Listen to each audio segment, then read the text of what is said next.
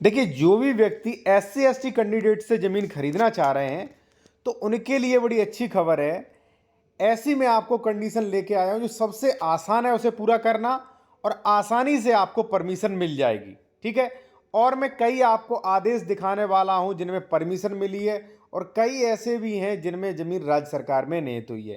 पहले आप ये समझ लें, अगर किसी व्यक्ति ने धारा 98 का उल्लंघन किया, यानी कि एससी एसटी का प्लॉट भी अगर बिना परमिशन कभी कोई खरीदा था, आज से 10 साल पहले, 20 साल पहले, 15 साल पहले, या अभी आपने बिना परमिशन के खरीद लिया है, 98 की परमिशन नहीं ली, तो वो तो राज्य सरकार में जाएगा। यहाँ पे आप देख सकते हैं तमाम लोगों के फ़ोन कॉल्स आते कि सर हमारा चेक कर लीजिए। जब हम चेक करते हैं तो पता चलता है ये तो पूरा पैसा बर्बाद होगा। यहाँ पे आप देखेंगे, यहाँ पे स्पष्ट लिखा है कि उक्त भूमि राज्य सरकार के नाम अंकित की जाती है, यानी कि सभी इसके भार बंधन मुक्त होकर राज्य सरकार में निहित की जाती है, क्योंकि इन्होंने जो है 98 का उल्लंघन किया था, विदाउट परमिशन के रजिस्ट्री करवाई थी।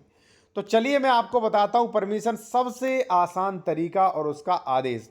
और देखिए, जो भी लोग विशेषज्ञ द्वारा कंसल्टेशन करना चाह रहे हैं, किसी मैटर पर अपना डॉक्यूमेंट चेक कराना चाह रहे हैं, जमीन खरीदने से पहले, जमीन खरीदने के बाद जमीन आपकी सही है कि नहीं, डबल रजिस्ट्री 143, कोई भी केसेस पेंडिंग तो नहीं है, तो हमारा व्हाट्सएप नंबर वीडियो के डिस्क्रिप्शन में मेंशन किया गया है।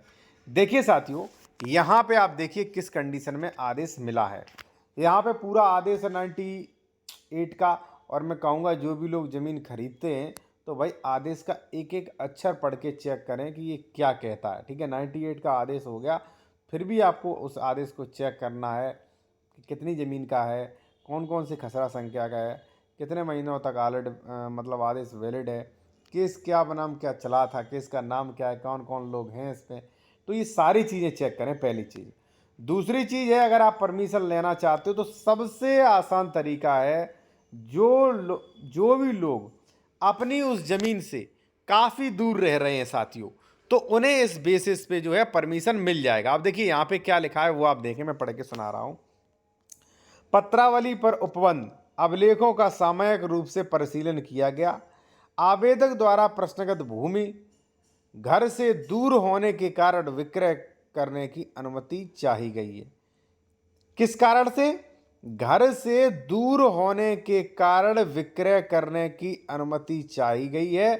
प्रश्नगत भूमि विक्रय के बाद आवेदक के पास 1.6840 हेक्टेयर भूमि अवशेष बची है, जो कि काफ़ी है। ठीक है, और इस कंडीशन पे उसे परमिशन मिली है। किस कंडीशन में? घर से दूरी रहने पर। यहाँ पे आप देख सकते हैं स्पष्ट लिखा है, यहाँ पे आप देखें, यहाँ पे इसके नीचे कि आवेदक द्वारा प्रश्नगत भूमि घर से दूर होने के कारण विक्रय करने की अनुमति चाही गई थी। ठीक है, और उन्हें जो है अनुमति दी भी गई है। तो इस कंडीशन से जो भी लोग प्रॉपर्टी, जो भी एससी एसटी कैंडिडेट्स हैं जो प्रॉपर्टी अपना बेचना चाहते हैं, वो इस बेसिस पे परमिशन ले सकते हैं। और भी कई बेसिस हैं, लेकिन ये हमारे ख्याल से सबसे सरल और सबसे आसान है। तो अगर मान लीजिए आप एससी एसटी कैंडिडेट्स की ज़मीन खरीद रहे हैं तो इसी प्रकार खरीदें। क्यों आप रिस्क पाल रहे हैं? आपकी जो है पूरी ज़मीन राज्य सरकार में नहीं जा सकती है। तो इसलिए ये चीज़ों का ध्यान रखें साथियों। और जो भी लोग जूनियर एडवोकेट हैं, या आप कोर्ट के बारे में, कानून के बारे में बेहतर जानकारी चाहते हैं, ड्राफ्टिंग सीखना चाहते हैं, उसका नियम, तो ये हमारा ई बुक ले सकते हैं, स्क्रीनशॉट ले लीजिए। इसमें ये सारे टॉपिक मिलेंगे। व्हाट्सएप नंबर ये दिया गया, फीस ये दी गई।